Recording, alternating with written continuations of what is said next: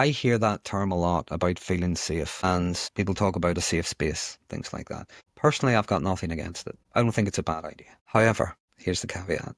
What we need to do is we need to define what the actual danger is. What is the actual threat? What's the actual risk? Now, when I say there's nothing necessarily wrong with a safe space, I'll give you a context to that.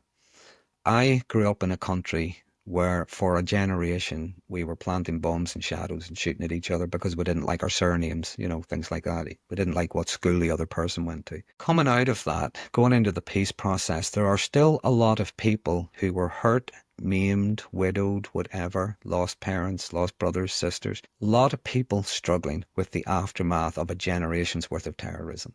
So what you can't do is you cannot dismiss their pain. You can't tell them to get over it. We're all friends now.